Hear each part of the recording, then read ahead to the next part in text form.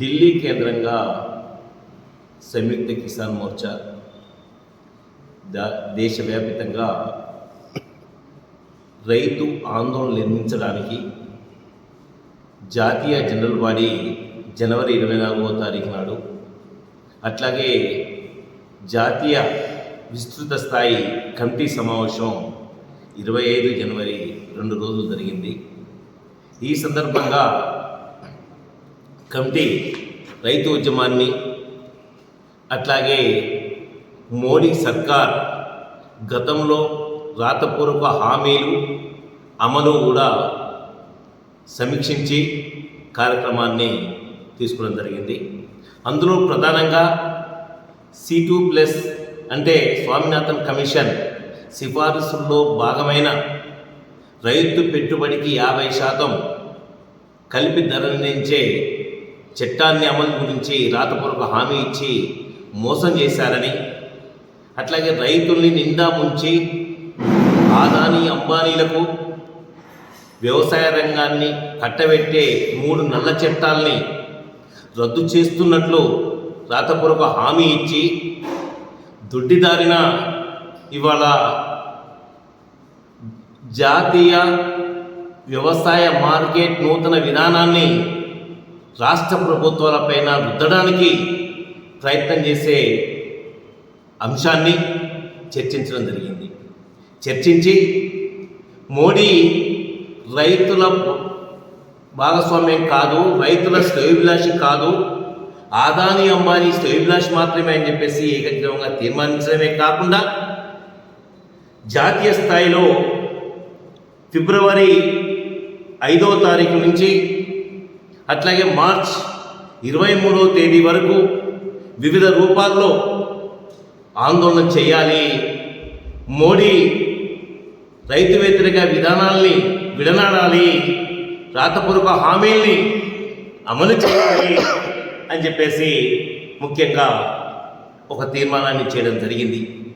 ఈ వెలుగులో ఏదైతే జాతీయ స్థాయిలో వందలాది రైతు సంఘాలతో ఐక్య కమిటీగా నిర్మాణం పొంది తీసుకున్న నిర్ణయం అమలు చేయడంలో తెలంగాణ రాష్ట్రం కూడా, నిజామాబాద్ జిల్లా కూడా ప్రముఖ పాత్ర పోషించాలని చెప్పేసి ముఖ్యంగా భావించడం జరిగింది. అందులో రైతులపై పెట్టిన కేసును రద్దు చేయడం, అట్లాగే వందలాది మంది రైతు ఉద్యమంలో అమరత్వం పొందిన కుటుంబాలను ఆర్థికంగా ఆదుకుంటామని ఇచ్చిన హామీని అమలు చేయమని చెప్పేసి కోరాలని చెప్పేసి అనుకోవడం జరిగింది. ఈ వెలుగులో మా నిజామాబాద్ జిల్లాలో ఉన్న సంయుక్త కిసాన్ మోర్చా కమిటీ కూడా త్వరలో కూర్చుండి కార్యక్రమాలు రూపొందించుకుంటుందని చెప్పేసి గుర్తు చేస్తూ, మరొక విషయం, పసుపు మార్కెట్ ప్రారంభమైంది. గత సంవత్సరం ఉన్న ధర ఏదైతే 15,000 రూపాయల వరకు పోయిందో క్వింటాల్కు, ఈసారి ప్రారంభంలోనే 12,000 దాని లోపే పలుకుతూ ఉంది. ఫిబ్రవరి మొదటి వారం వచ్చేసరికి పసుపు ధరను వ్యాపార సిండికేటు కృత్రిమంగా తగ్గించే ప్రమాదం ఉందని మేము గత నెలలే డిసెంబర్లోనే కలెక్టర్ గారికి, జనవరిలో ఒకసారి కలెక్టర్ గారికి చెప్పడం జరిగింది. ఆ సిండికేట్ అవతారం ఎత్తిన తీర్మానం కాపీ కూడా మేము పెట్టడం జరిగింది. ఇప్పటికి కూడా ఇలాంటి సమావేశాలు అఫీషియల్గా కలెక్టర్ గారు చొరవ తీసుకొని వ్యాపార రైతు సంఘాలతో కలిపి సమావేశం చేసి నియంత్రించకపోతే అడుగు లేకుండా వ్యాపారులు కృత్రిమంగా ధర తగ్గించే ప్రమాదం ఉంటుందని మేము గుర్తు చేస్తూ ఉన్నాం. వెంటనే కలెక్టర్ గారు జోక్యం చేసుకొని రైతులతోని సంఘాలతోని వెంటనే దీన్ని అమలు చేయాలని చెప్పేసి కోరుతూ 15,000 రూపాయల కన్నా తగ్గకుండా పసుపు ధరని ఇవాళ ఉంచే విధంగా రాష్ట్ర ప్రభుత్వం గతంలో కూడా వరంగల్ డిక్లరేషన్లు అంగీకరించారు, ప్రకటించారు. దానిపైన రాష్ట్ర ప్రభుత్వం బాధ్యత కూడా ఉందని చెప్పేసి గుర్తు చేస్తూ, ఏదైతే ఈరోజు అన్ని పంటలకు బోనస్ ఇస్తా అని చెప్పిన రేవంత్ రెడ్డి గారు పసుపుకు క్వింటాల్కు 1,000 రూపాయల బోనస్ మీరు ఇప్పుడే వెంటనే ప్రకటించాలని చెప్పేసి గుర్తు చేస్తూ, 2 లక్షల రుణమాఫీ నిజామాబాద్ జిల్లాలో 37% మాత్రమే అయింది. 63% కాలేదు. నీ నిజాయితీని చాటుకోవాలని చెప్పేసి మేము గుర్తు చేస్తున్నాం. ఆ వెలుగులోనే, ఆ నేపథ్యంలోనే ఇవాళ ఏదైతే రైతు భరోసా 7,500 రూపాయలు ఎకరానా ఉన్నదాన్ని నువ్వు కుచించావు, కుట్ర చేశావు అని రేవంత్ రెడ్డిని మేము ప్రశ్నిస్తూ ఉన్నాం. 7,500 చెప్పి 6,000 చెప్పావు. ఇలా ఎకరం లోపు ఉన్న వాళ్ళకే 6,000 రూపాయలు వేసావు. అందులో చాలామందికి వేయలేదు. అందరికీ వెంటనే 7,500 రూపాయల చొప్పున నువ్వు రైతు భరోసా వేయాలి. ఎగ్గొట్టిన పోయిన అయితే సరే మన రవి సంబంధించిన రైతు భరోసా 7,500 రూపాయలు కూడా జమ చేయాలని మేము అఖిల భారత ఐక్య రైతు సంఘంగా డిమాండ్ చేస్తా ఉన్నాం. బీజేపీ ప్రభుత్వం అధికారంలోకి వచ్చి 11 సంవత్సరాలు పూర్తవుతున్నాయి దాదాపుగా. అప్పటి నుంచి ఇప్పటి అనుకూల విధానాలే తీసుకొస్తున్నాడు తప్ప రైతు అనుకూల విధానాలు తేవటం లేదనేది సుస్పష్టం.